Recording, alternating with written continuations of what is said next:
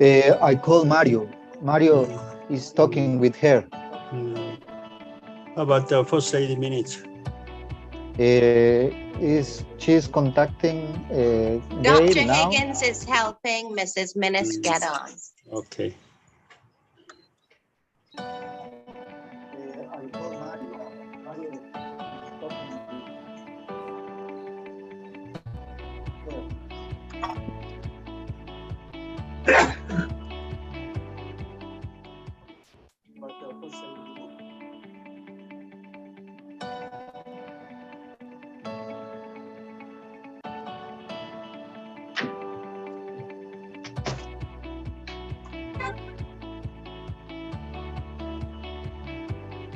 How about the translator is ready? Yes, it's ready. Okay. Yes, she's already. Because almost our panelists will speak in English. We already got all the speeches and translate to Spanish. Okay.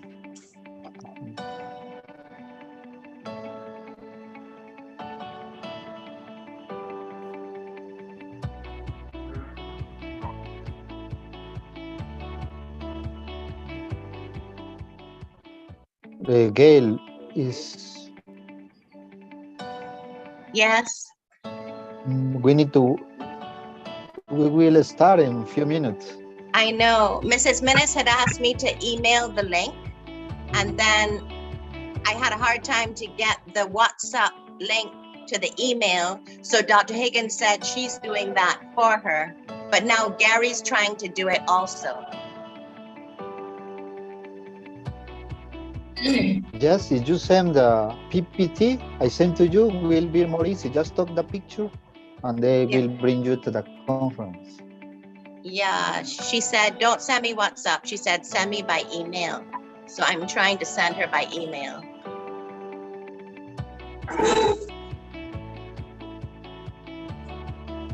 Gary's working on it.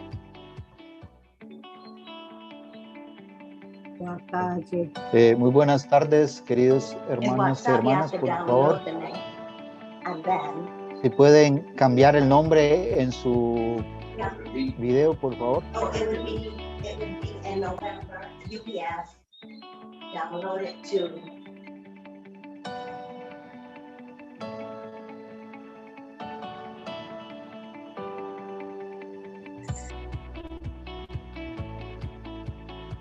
Gary's trying to email Mrs. Minnis the link.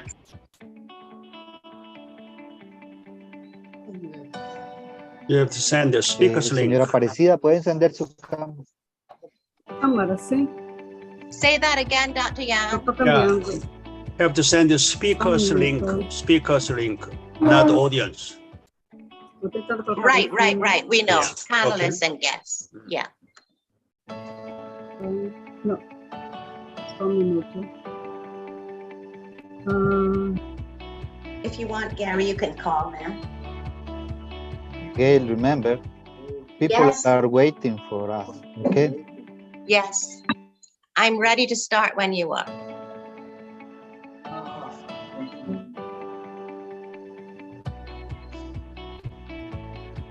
Okay, we're going to start in 1 minute.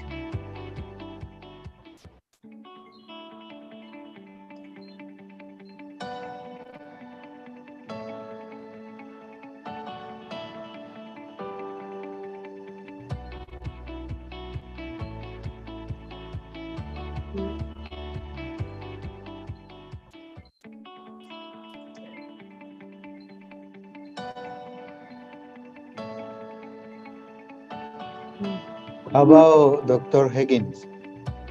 Yes, she said she received the link and she's coming, but she's helping Mrs. Minnis.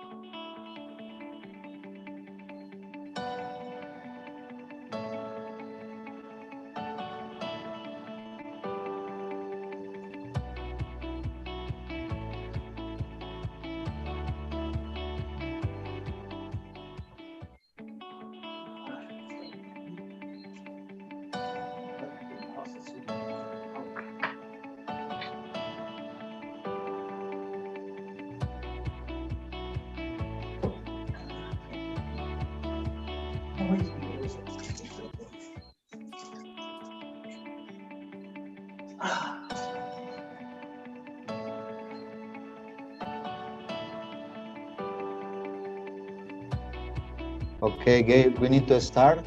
Okay, let's start.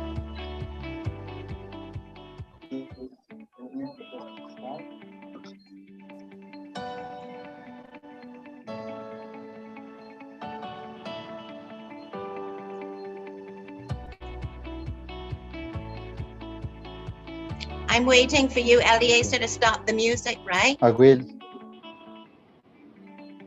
Yes, just waiting.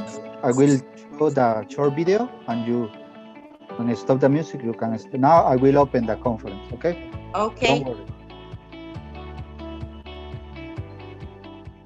Dr. Higgins is there, Gary.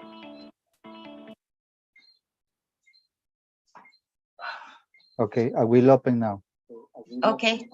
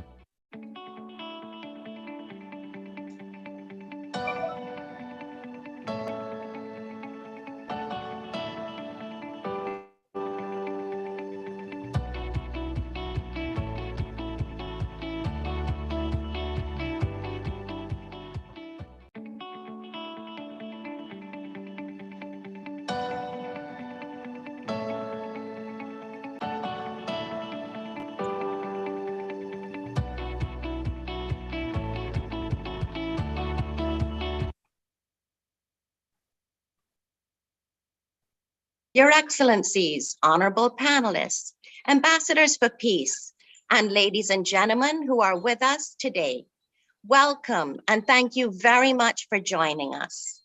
My name is Mrs. Gail Delvey. I'm the Regional Coordinator of the International Association of First Ladies for Peace for Central America and the Caribbean. We are a project of the Universal Peace Federation, which is an NGO in general consultative status with the Economic and Social Council of the United Nations.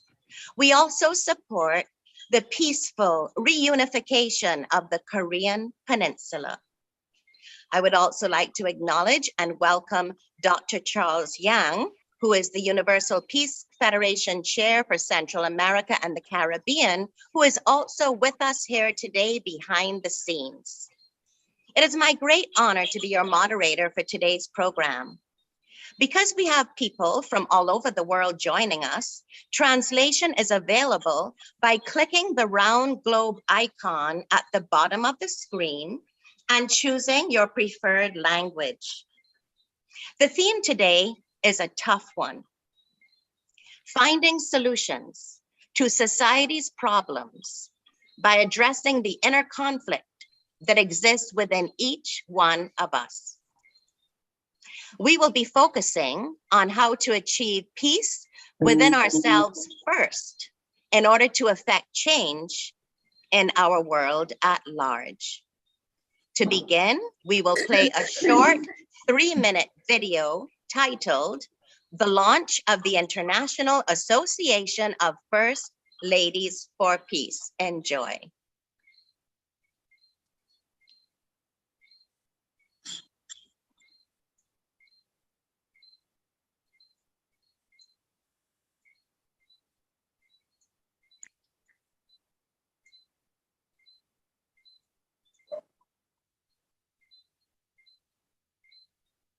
Our brother Eliezer is always working so hard behind the scenes with all the technology. I just want to take this chance to thank him for all of his hard work.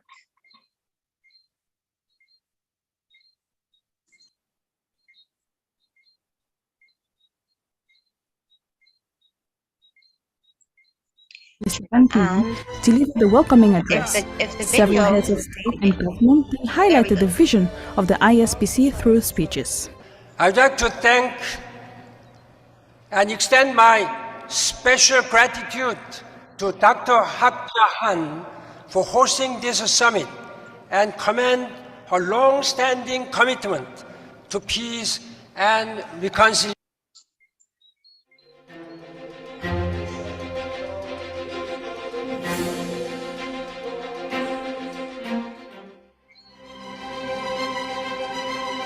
One year after its creation, the first General Assembly of the ISPC took place at the 2020 World Summit and had for theme the realization of an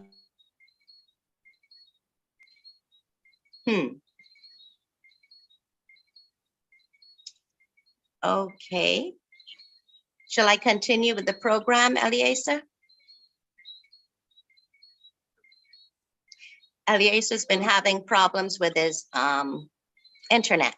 Let's continue the program.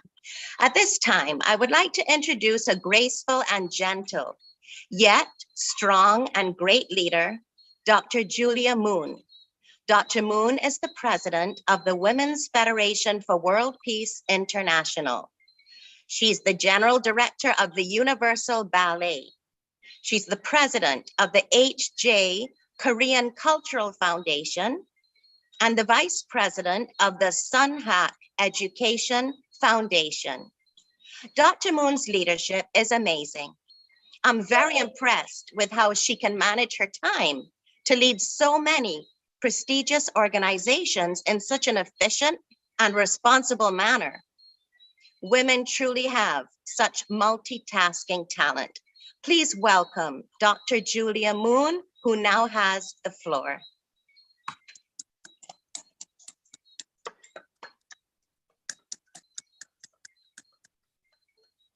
Unmute, please. Oh, unmute Dr. Moon. Mrs. Vies? Yes. Yes, thank you very much for that very kind and warm introduction. Your Excellencies, respected speakers and participants from all over the world, good afternoon and greetings from Seoul, Korea. It is my great honor and pleasure to welcome and address this distinguished gathering of the International Association of First Ladies for Peace, together with many guests and representatives of Universal Peace Federation and the Women's Federation for World Peace. The theme of this conference is certainly an important one, finding solutions to society's problems by understanding the inner conflict that exists within each human being. It points to the fact that the problems of society are rooted in individuals, and thus we need to look within ourselves in our pursuit for peace in our societies. When we look at human history, and especially the current state of the world today, continuous wars are being waged. We see the suffering of refugees, young children dying of famine, poverty and the ever-growing gap between the rich and the poor, natural disasters resulting from climate change, the ongoing pandemic, and the breakdown of marriages and families. When we see violence, greed, and suffering in the world, we point fingers at others. Political parties blame one another for social ills, and family members criticize one another, and nations criticize other nations as well. It is plain to see that we are in a global crisis and cannot but acknowledge that something is deeply and fundamentally wrong. What is the root cause of all the suffering and pain that we see in our world today? How can we find our compass, our true north, and our reason for being? How can we be free from this suffering and inner conflict and find true peace and happiness?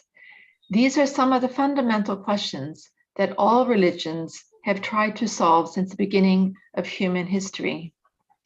Through science, humankind has endeavored to overcome ignorance of our physical world, and through religion, overcome ignorance of the metaphysical or spiritual world. Until now, science has opposed religion and spirituality, but recently, it is now scientists that are proving through quantum physics the existence of a higher intelligence or universal consciousness or universal field theory that we and all things are connected to as one.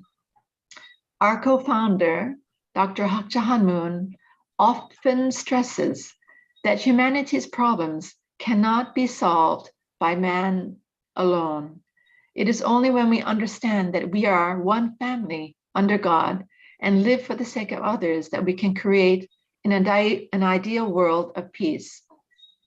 Peace starts with each individual connecting to God's heart and love, and then expanding that love to the family, tribe, nation, and world. Humanity needs to seek and reconnect with our true north or higher conscience, ultimately only by restoring a vertical relationship with God, our Creator, and Heavenly Parent. Each individual and humanity itself can be free from conflict and establish lasting peace. The co-founders of WFWP and UPF, my beloved parents-in-law, affectionately known as Father and Mother Moon to many people, exemplified the teaching of living for the sake of others throughout their entire lives. Father Moon spent almost 3 years in a North Korean prison camp, during which he endured unimaginable suffering at the hands of the communist regime of Kim Il-sung. Yet he never sought revenge or retribution, and instead offered just the opposite. In fact, 40 years after this ordeal in 1991, Father and Mother Moon traveled with an entourage to North Korea and offered friendship and support. Father Moon even gave Kim Il-sung a huge bear hug, shocking everyone who was there. He returned love for injury. Mother Moon, after the loss of her beloved husband in 2012, continued their shared mission of educating and working with all who yearn for peace. She has not ceased to reach out to people from every walk of life.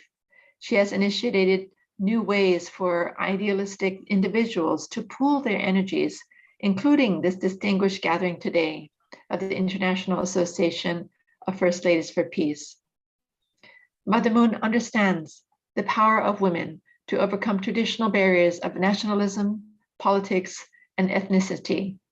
She stresses that women are the key to initiating peace, beginning in the family and growing outward to the neighborhood, society, nation, and world. In her memoir, she says, each woman first needs to be clear and pure within herself. Each needs to find the indomitable power within that is necessary to overcome self-centeredness. She needs to become a true daughter who attends her parents with filial piety, and a true wife who completes her husband with fidelity and devotion. Moreover, she needs to become a true mother who raises her sons and daughters with love and dedication. She needs to form a family of true love that attends God, and God will raise up such true women leaders on the path to world peace. I believe that we have such women leaders with us here today. I know you will be discussing your efforts for solving social problems, and you will be learning from one another and sharing great insights with us. I hope that through IAFLP, the International Association of First Ladies for Peace, great women leaders will continue to come together to become a real voice that can bring positive changes to our societies, nations, and the world. Once again, I want to thank each and every one of you for your sincere and dedicated efforts to work together with others for the goal of a better world for our children and our children's children. May God bless you and be with you and all your families. Thank you very much for being with us today. Thank you. Thank you, Dr. Julia, for your crystal clear message. That was just beautiful. And now for our congratulatory remarks, I have the pleasure of introducing a leader in arts and culture. She's also the executive assistant to the Office of the First Lady of the Bahamas. She won my heart because in her incredible success story of beginning her life in the ways of the world, so to speak, she has become an incredible pastor who has helped so many people to be the best that they can be. Let us welcome the president of the World Dance Council, Bahamas section, Dr. Ann Higgins. Welcome, Dr. Higgins. It's such a pleasure. It's such a pleasure, Gail. I want to congratulate Her Excellency Sibylline Patricia Minnis, former First Lady of the Bahamas, Her Excellency Perlette Louisy, former Governor General of St. Lucia, the Honorable Arushka, and I hope I'm not pronouncing it wrong, it's such a name, but Congresswoman and Vice President of the Congress of the Republic of Honduras, Her Honorable Mr. Nicola Calendar, past President of the Lions Club of Bridgetown. All of you have contributed so much to society with the wealth of knowledge and experience that lies within you. All of you have solved problems in different ways and contributed to society. We congratulate you on the service that you have given to society in your various capacity. We look forward to hearing how we can address the inner conflict that exists in each and every one of us. Congratulations, and may God continue to use you in the area that He has chosen you. Thank you, Dr. Higgins, for your warm welcome to our speakers. It's always a joy having you with us. And now it's my pleasure to introduce to you a very special lady who served as the Governor General and Head of State of St. Lucia for 20 years. She was honored by Her Majesty, the Queen of England, with the award of Grand Cross of the Most Distinguished Order of St. Michael and St. George. And in 2001, was made a Dame of Grace of the Most Venerable Order of the Hospital of St. John of Jerusalem. Let us welcome Her Excellency, Dame Dr. Perlette Louisy. Your Excellency, you have the floor.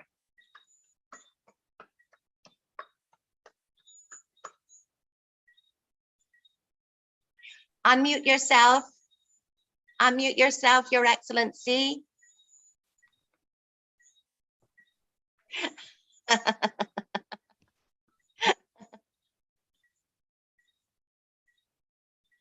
Good, good, good. Yes. Yes, Good, I was good. saying thank you so much, and good evening to all my colleague presenters and our audience worldwide. The challenge that has been laid before us this evening does not at first glance seem to offer anything except an adverse outcome. We are tasked not just to seek, but to find the solutions to society's problems when we ourselves have to grapple with an innate and inherent conflict common to every human being. Indeed, if we are by our very nature broken and not at peace within ourselves, the question is, how can we help others resolve their own conflicts, either at the individual or collective level? It seems to me that we should not take offense if we are accused of ignoring the beam in our own eye while we castigate another because of the speck in his or her eye. And I ask, even if our neighbor has a beam as big as ours, how are we to deal with it? Should we turn a blind eye and let the problem fester? Or should we acknowledge that we all have fallen short and should therefore work together for a more favorable outcome? How many times have we been accused of hypocrisy and self-righteousness when we attempt to draw attention to other people's shortcomings, or indeed to offer advice as to how they can right their wrongs, when we ourselves have skeletons in our closets? How many times have the words, physician, heal yourself, being thrown at us when we try to prescribe solutions to what we consider to be other people's faults, their failures, or their inadequacies. And how do we counter the argument that sometimes it really is a situation of the blind leading the blind? And we know only too well how that will end. We will all fall into the ditch together. But given the inherent nature of the conflict within ourselves, how can we, or how do we help solve society's problems? A society of which we ourselves are members. How do we work for the common good? Reverend Moon was right when he advised each one of us to gain dominion over ourselves before we attempt to gain dominion over others. Before we try to right the world, we should try to right ourselves, to make ourselves right. How many times, for example, have we uttered or even sung the words, "Let there be peace on earth and let it begin with me," and still do nothing or very little about it? I would like to suggest that we extend that commitment of this change beginning with us. Let us try to bring in other aspects of our current existence. Let us all, first of all, acknowledge our own weaknesses and imperfections, our own brokenness. Then let us, through self-control, self-discipline, and empathy, particularly empathy for others with similar, comparable, or even heavier burdens, and bring some stability to our own conflict. Then we can walk with one another as wayfarers on the same journey. Let us put into practice the words of the popular hymn, "Try a Little Kindness," which would make us ideal companions for that journey of self-healing and altruistic healing and healing of others. We are asked to, if we see your brother standing by the road with a heavy load from the seed he sowed, and if you see your sister falling by the way, just stop and say, you know, you're going the wrong way. And we can do much better than that. We can show them the right way. Take them by the hand if need be, and set them back on track. We're going to be both winners in the end.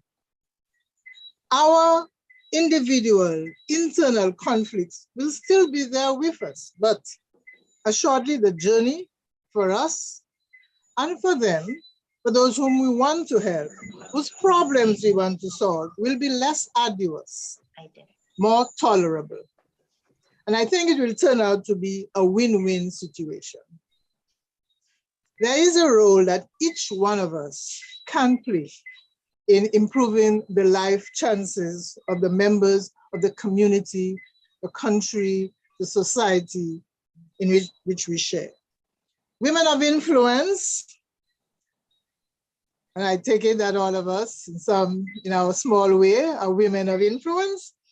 We can be powerful advocates, especially for women and girls in our respective communities.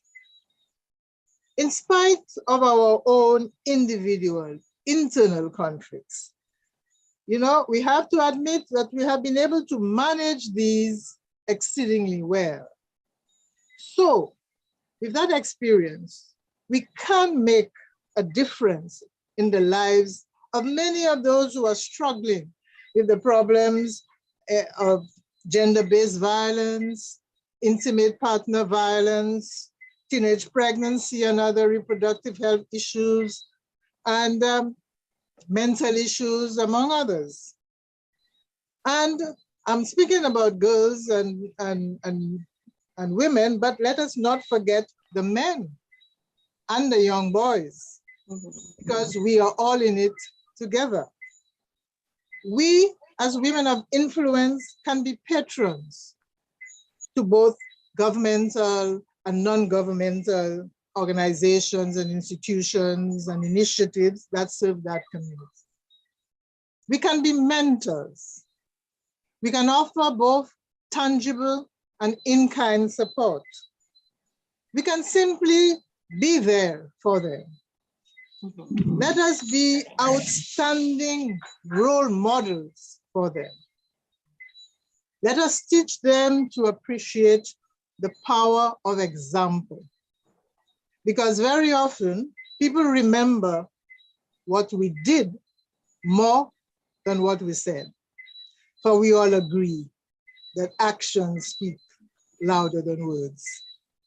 Who knows, fellow panelists and anybody listening to us, who knows how many lives we can save, how many lives we can change.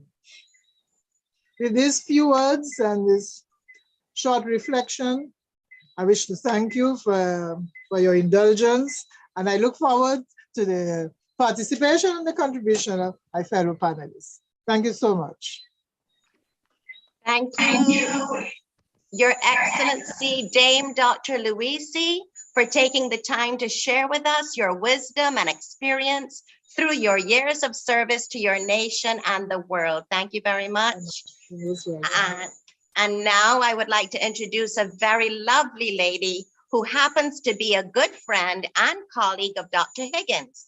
She's a member and former chairwoman of the Spouses of the CARICOM Leaders Action Network, SCA&. She holds an earned Bachelor of Science degree in biology from the prestigious Bethune-Cookman University. She has been a champion for the Caribbean Woman, Caribbean Child Initiative. Let us welcome former First Lady of the Bahamas, Honorable Mrs. Sibylline Patricia Minnis. Hi, good evening to all. It is indeed a pleasure again to be here and part of this seminar. I would like to thank Mrs. V, and also I see we have present Dr. Moon with us, Julie. It must be, your parents must be very happy to see you continue the work that they have begun. And I am proud to be a part of that work in bringing peace to the world. So fellow panelists, distinguished guests, ladies and gentlemen, again, a pleasure to be with you. The late Pastor Miles Monroe, world-renowned Bahamian pastor and leadership consultant, wrote the words to a song called A Brand New World. If I could sing, I would have sang it to you, but I will just repeat the words. It begins, people don't like the way the world is turning. Something inside is always yearning for a brand new world. People everywhere are so confused. Leaders don't know what to do. Oh, what? We want a brand new world. Though we send rockets to the moon and the stars, though we make ships and planes that go very far, there's not a mountain that man hasn't climbed, but a brand new world he can never find. People have tried everything and they still can't find what they're searching for. Oh, how we want a brand new world. So if you want a brand new world, you want to have a brand new people. People's heart must be new and full of love. And if you want a brand new people, you have to have a brand new life. And if you have a brand new life, you have to come to Jesus Christ. Ladies, we've been asked to discuss solutions to society's problem and look at the conflict that exists within us. Nations around the world may have different heritage and culture, but are faced with similar problems. In this 21st century, the challenges of hunger, poverty, conflict and war, climate change, inequitable access to health care and education, and safety for all people continues to exist and is not unique to any given country. In similar manner, breakdown in the family, gender-based violence, teenage pregnancy, sexually transmitted disease, and mental health issues continues to plague our nations. Finding solutions to these issues are paramount in an effort to eliminate them and protect future generations as best as possible. Identifying and addressing the conflict within is a step in the right direction to having the conflict in the world addressed. Changes can only come when it commences in each of us. We must endeavor to portray love, compassion, and understandings for persons who are marginalized and are at risk in our society. It is deemed necessary that we advocate for legislation to protect such individuals. But more importantly, we must work to facilitate equitable access to the services that persons may need. It is our duty to unselfishly serve, assist, and support others in our quest towards equality and safety for all people. Every citizen of the globe should take a personal oath, and I'm going to repeat this. Every citizen of the globe should take a personal oath to live in brotherly love. Our collective effort of love and service can greatly change and improve the lives of others and ultimately change our world. In closing, I encourage you to form an introspection and aim to perform actions that positively impact and reverse the plight of disadvantaged people. We must address and remove the inner conflict that hinders progress and exacerbates the ills. Equitable access to resources that promote health, safety, and protection is a basic human right. Moreover, the acts of kindness and love transcends all religion, colors, and creed, and it is a message we must never forget to include in our discussions with regard to earthly problems. Let us be reminded of the word of our Lord Jesus Christ. He said he gave us a new commandment, that we are to love one another as he has loved us, and that we should do unto others as we would have them do unto us. Can you imagine a world where each of us would do to the other person what we would have them do unto us? That would end all wars, all hatred, and all of society ills, because we would be happy to help each other. Ladies, so it's with this command that we love each other that I leave with you this evening. Thank you for being able to participate, and I look forward to us talking again and having the conversation how we as ladies would spread this love in our society. Thank you. Yes, Mrs. Minnis, that brand new world that you referred to in your speech is precisely what we're all working towards. Thank you very much. And now we English speakers will need to use the translation mechanism at the bottom of the page. Our next presenter will be speaking in Spanish. Remember to click the round globe icon at the bottom of the page and choose your preferred language. Now I have the pleasure of introducing a very special leader. She is a congresswoman. She is the vice president of the Congress of the Republic of Honduras. She is a former First Lady, a former Miss Honduras. I'd also like to congratulate her on her recent delivery of her second child. You can imagine how busy she must be.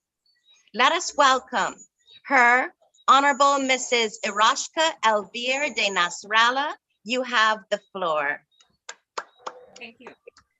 Muchas gracias a todos. Es para mí un verdadero honor poder compartir este panel con tan distinguidas damas. Hoy vamos a hablar acerca de cómo encontrar soluciones a los problemas de la sociedad, abordándolos desde los conflictos internos que existen dentro de cada una de nosotras. Hoy que soy madre de 2 niños, comprendo la gran dificultad que tenemos las mujeres, sobre todo las mujeres en política, para enfrentar todos aquellos desafíos que día a día tenemos que tomar decisiones y que no es fácil, producto de que tenemos muy corto tiempo para hacer grandes cosas por nuestros países. Distinguidas panelistas, moderadoras, primeras damas, gobernadoras, congresistas y todas esas mujeres que forman parte del cambio en sus comunidades, es para mí un verdadero placer acompañarlas en este panel y poder formar parte de ello. Hoy abordaré temas desde cómo la organización de nuestros días influye en grandes tomas de decisiones, nuestro desempeño en nuestras actividades, en cómo dejar atrás nuestras inseguridades y cómo éstas afectan al momento de acatar nuestros compromisos. ¿Cuántos deseos de cambio para nuestros países nos embargan día a día? Les pregunto, ¿qué hacemos para cumplirlos? ¿Estamos lo suficientemente organizadas para poder concretar todas nuestras metas del día? ¿Hemos tomado una iniciativa de forma individual para comenzar a hacer la diferencia? ¿O esperemos que alguien nos dé una idea? Es ahora donde les propongo que implementemos los principios de subsidiariedad. Este principio es aplicable en cada una de las preguntas que les he hecho. Es aplicable en todos los ámbitos de la actividad humana y tiene un doble significado. En primer lugar, las instancias superiores no deben sustituir a las instancias inferiores, sino actuar cuando éstas sean incapaces de hacerlo. En segundo lugar, las instancias superiores deben ayudar a las instancias inferiores para que puedan conseguir mejorar sus objetivos. En pocas palabras, una organización bien definida de un Estado o un gobierno funcional, la subsidiariedad protege a la persona humana, a las comunidades locales y a los grupos intermedios, y ahora a los estados nacionales, del peligro de perder la legitimidad de la autonomía. Y esto nos lleva a pensar en las inseguridades que a veces tenemos como mujeres. La inseguridad que nos da al momento de tomar una decisión. ¿En quién va a repercutir? ¿Seré atacada por este posicionamiento político? Un simple hecho de dejar de ejecutar una idea por creer que no será lo suficientemente aceptada para tener una observación positiva por parte del pueblo o de los medios de comunicación. Abordar los discursos de las mujeres desde una posición de compromiso vital y de pertenencia supone un riesgo y una insumisión con aquellos postulados que sostienen que la teoría es neutra, postulados que no comparten. Es por ello que este día quiero compartir con ustedes que debemos tener presente al momento de la toma de decisiones 6 puntos importantes. Esto con el fin de lograr una mayor concentración, definir prioridades y despejar dudas e inseguridades. Paso 1. Identifica la decisión que se debe tomar. Muchas de nosotras estamos sujetas a tomar decisiones y muchas veces tenemos, como lo dije en un principio, muy corto el tiempo para tomar esas decisiones. Cuando estamos en nuestros despachos ante el cabildo abierto o en entrevistas, muchas veces se nos abordan miles de preguntas. Todas necesitan respuesta, pero nosotras necesitamos identificar cuál de todas esas preguntas vamos a abordar para poderla responder o cuál es la ruta más factible para la toma de decisión. Paso 2, reúne información relevante. Siempre es importante permanecer informado de los datos más destacados del acontecer de nuestra nación. Una anécdota personal es que yo siempre leo los periódicos diarios de mi país porque así me mantengo informada de la noticia que pasa día a día y así puedo tomar mejores decisiones y conocer las necesidades que tiene nuestro país. aprendemos, analizamos. Esa será nuestra principal fortaleza al momento de la toma de decisiones. Dar una entrevista o participar en un foro. Nadie es dueño de la verdad, pero no hay nada mejor que contar con un respaldo de lo que decimos. Tener esa certeza de lo que estamos diciendo es completamente real. Paso número 3, identificar soluciones alternativas. Como mujeres se nos cree que somos capaces de resolver cada detalle de la vida, y es porque somos más observadoras, desconfiadas y persuasivas. Debemos ser capaces de identificar no solo una solución, sino que contar con varias opciones, ya que por cualquier razón nos descartarán alguna. De igual forma, cuando empezamos a escuchar al pueblo cuáles son los problemas que a diario tenemos en nuestro país, podemos encontrar muchas soluciones a un problema. Por eso es importante que el verdadero poder esté en el pueblo para poder hacer este gran cambio que nuestras naciones necesitan. Paso 4, sopesa las soluciones. En política siempre estamos rodeadas de distintas ideologías. En mi caso, estoy en un congreso rodeada de muchas personas que pertenecen a diferentes partidos políticos e ideologías políticas. Opiniones que siempre habrá alguien que nos intentará persuadir o hacernos tomar una decisión para beneficio de algún grupo de poder o solo por beneficio propio de esa persona. Siempre debemos de medir a quienes afectará más, saber a cuántas personas beneficiaremos o afectaremos. Y eso es parte de nuestro trabajo como servidores públicos, investigar para apoyar a todo aquel que más lo necesite. Siempre las políticas públicas deben tener ese respaldo de saber cuántas personas vamos a beneficiar con una decisión o, en su defecto, cuántas personas estarán afectadas por esta decisión, porque en política no siempre se logra quedar bien con todo el mundo, pero siempre debe prevalecer el bien común. O sea, ese es el mayor peldaño que un congresista debe buscar, beneficiar a la mayoría de las personas. Paso número 5, elige una de las alternativas. Para elegir una alternativa debemos de acordar los objetivos, recabar la información acerca de lo que nos solicitan, ver qué factores envuelven el problema e identificar a las personas realmente afectadas. En nuestro deber como mujeres, ser consideradas con nuestro entorno, sensibilizarnos ante los problemas de la población. Y paso número 6, para finalizar, ponte en acción. Felicitémonos. Este es un trabajo 24/7 días de la semana. Día a día salimos a confrontar no solo los problemas personales, sino problemas que afectan a toda una nación. Es nuestra responsabilidad. Una mujer segura de sí misma jamás tendrá miedo a dar grandes pasos. Y nosotras ya lo dimos. Estamos aquí en acción, preparadas para la toma de decisiones, porque somos mujeres y estamos haciendo historia. Muchas gracias. Muchas gracias, Honorable Mrs. Nasrallah. Thank you for taking your very valuable time to be with us today. We really appreciate it. Thank you. And now we have with us a young and vibrant Barbadian woman leader. She works in the government of Barbados as the Chief Digital Technology Officer in the Ministry of Industry, Innovation, Science and Technology. She was also a past president of the Lions Club of Bridgetown, Barbados. Under her leadership, the Bridgetown Lions Club won the Lions Club International Excellence Award. You will see for yourself what a bright light she is. Let's warmly welcome Miss Nicola Callender. Thank you so much, Gil. Thank you so much. Good evening to all within the reach of my voice.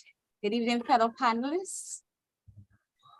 Thank you so very much for being here today for this very special event as we address finding solutions to society's problems, addressing the inner conflict within each of us. I am honored to have been given the opportunity to speak to you at what I'm sure will be a very memorable occasion.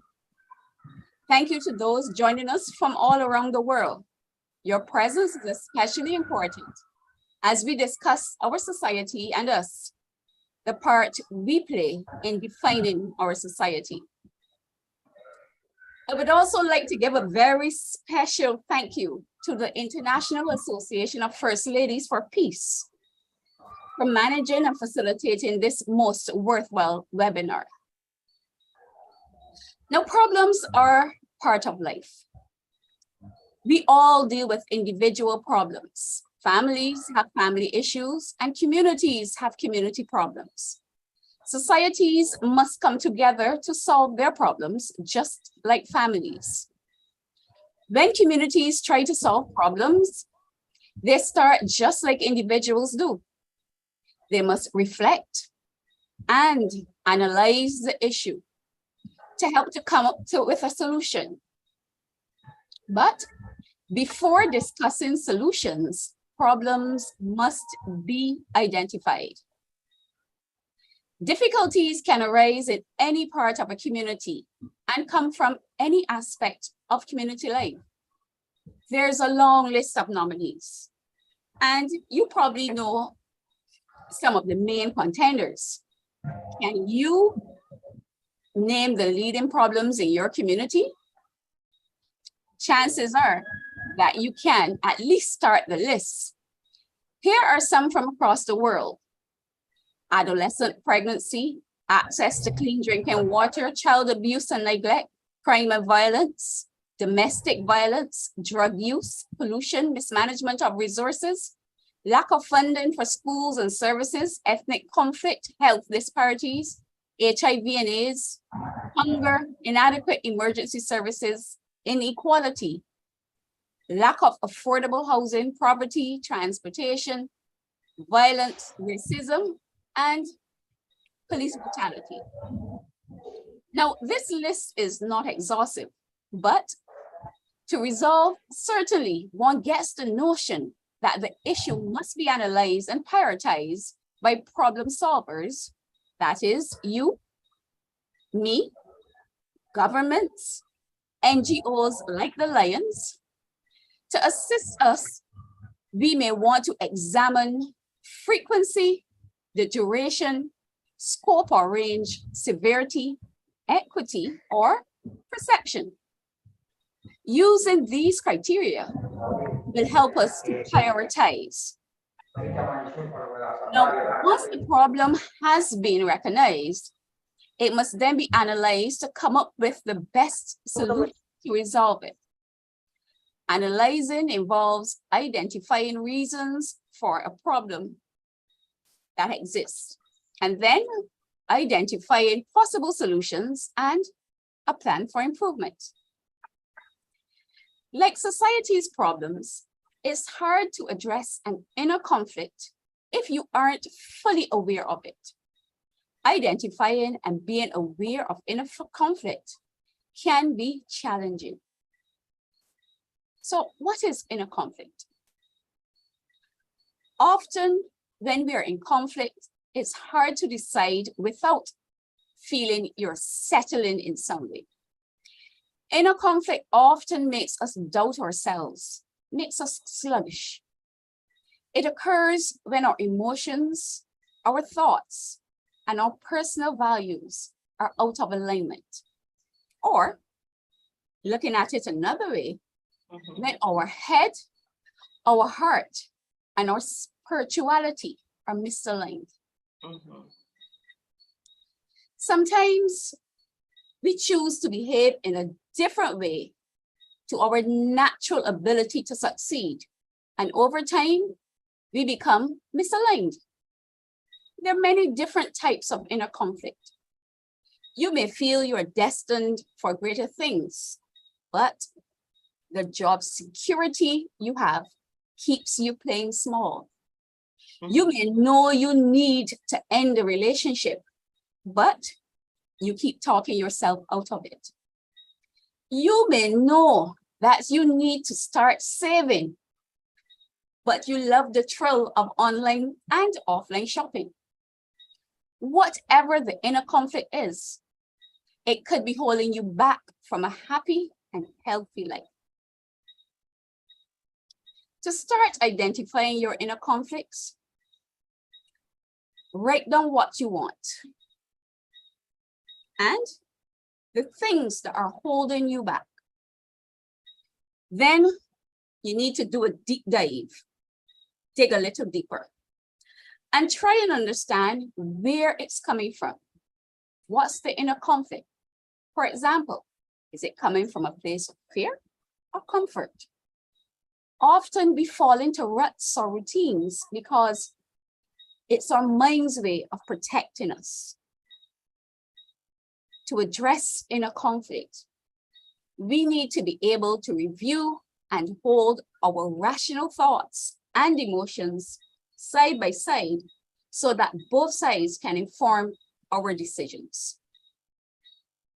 If you tend to focus more on your emotional needs and desires, your decisions will be based on how you feel and a desire to feel better. Females are often described as emotional. It is thought that we are more in touch with our feelings than our male counterparts. And the thinking is males make better business solutions because they take the feeling out of it. In all situations, your personal values must be at the forefront to help with balancing. Generally, it is purported that we are guided by 3 key values. That is, having a happy relationship, an honest and respectable life, and safety and security. Other common values include honesty, loyalty, spirituality, humility, compassion, kindness, selflessness, and integrity. Now, understanding your own values is a fundamental part of self-awareness and getting to know yourself as a human being. It provides grounding to decisions when the next step is cloudy and filled with fear. To make the best choice for yourself, you must learn how to balance reason and emotions with personal values. Being mindful is a great way to address inner conflict. It enables you to listen to your inner wisdom and help to untangle your tangled thoughts. Mindfulness provides the enabling environment for emotions, thoughts, and personal values to come forward in a gentle way, providing clarity on the issues and potential solutions to them. It will take a while to get used to being in the moment and listening to yourself, but you will find it's easier the more you practice. Finding solutions or addressing inner conflict basically have the same action plan. Identify the issue. Once the issue has been identified, we can come up with the best possible solution and a strategy to implement the solution. Individuals make up society. Once we can teach the art or science of problem solving, coupled with understanding how to balance one's emotions, thoughts, and personal values to gain the best possible outcome, we may be able to start the needed revolution against society's problems. Social problems solving skills are like any other muscle. The more you work it, the stronger it gets. That applies to humans in general and society at large. As we make things better, as certain strategies are deployed, as we educate our communities more about using personal values to balance emotions and feelings, and goals are met, a momentum builds. As we attack different problems and address causes, past successes build and reinforce themselves. It has been said, the longest journey starts with a single step. I encourage you to step out on this challenge to find solutions to society's problems by addressing your inner conflict and teaching our youth to address their inner conflict. Ladies and gentlemen, thank you for listening. Oh my gosh. Wow, that was amazing. I loved how you explained aligning the values with the mind and the heart. Amazing. You knocked it out of the park. Keep shining that bright light of yours, Miss Calendar. Thank you so much. Thank you. And to conclude our program today, I would like to welcome Mrs. Blessy DeCal for some closing remarks. Mrs. DeCal serves as the International and Asia Pacific Coordinator of the International Association of First Ladies for Peace, IAFLP. She's a Filipino-born turned Nepalese entrepreneur and a woman leader serving globally. She is the founding president of the Nepalese Filipino Association and the current chair of WFWP Nepal.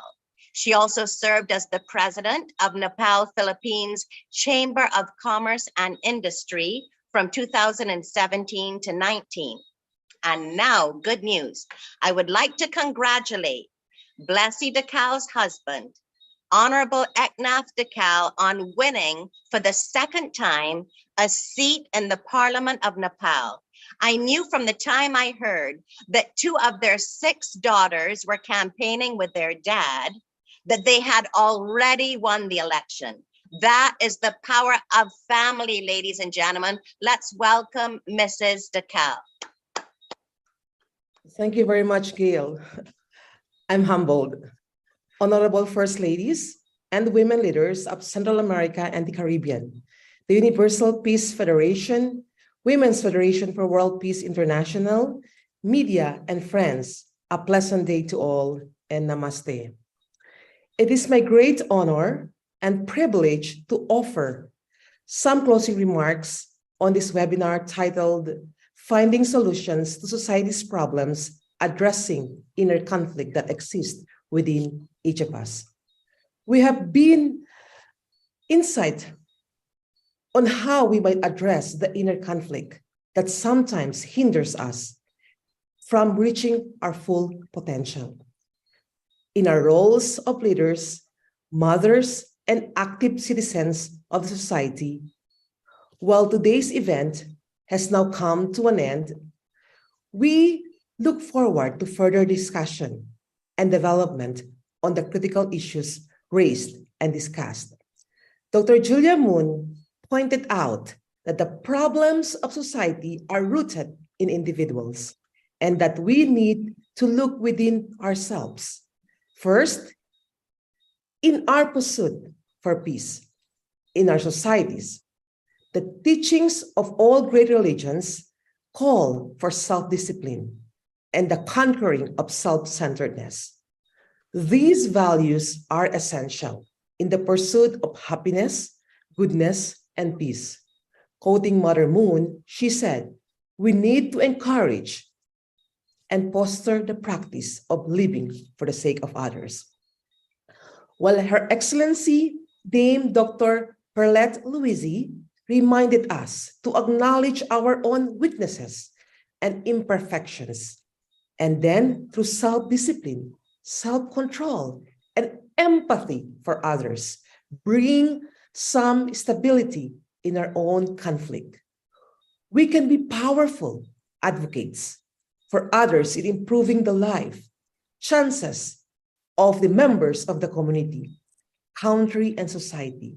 Let us be the outstanding role models, for very often people remember that we did more than we said.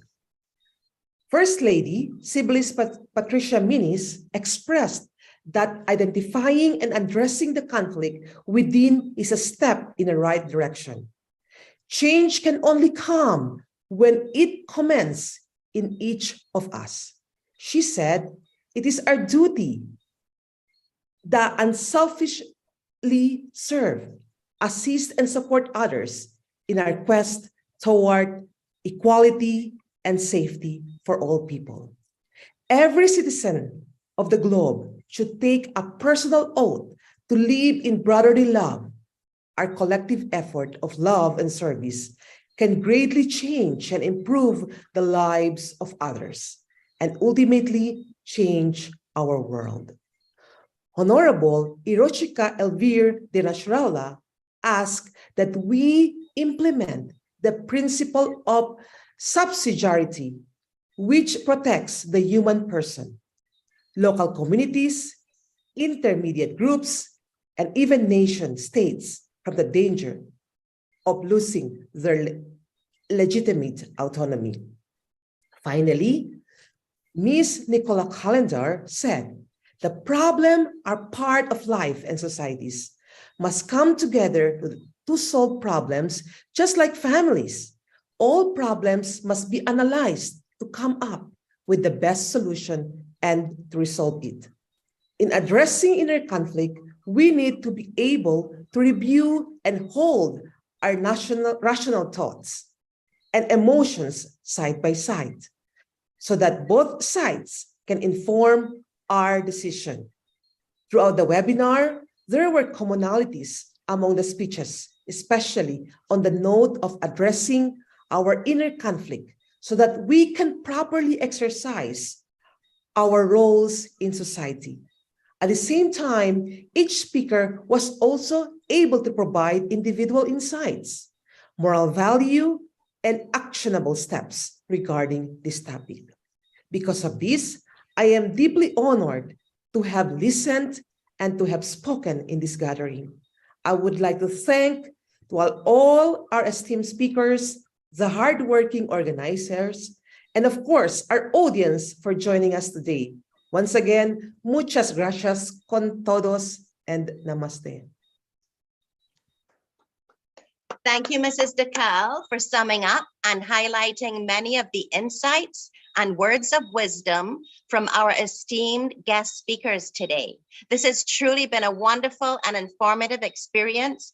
It has been a pleasure getting to know all of you. As an individual, we may feel lonely at times, but together we can turn the tide of history towards a happier and more prosperous place for all of us to live in. Before we finish, we would like to take a commemorative photo. And while you're getting yourselves ready for that, I just want to thank two very special gentlemen. My loving husband, Gary, who is my right leg and always willing to help me, and our Regional Secretary General, Mr. Eliezer Araya, for his support and suggestions and managing all the technology behind the scenes. Okay, everyone, nice big smiles, say cheese, and thank you so much for joining us, everybody. Have a great night.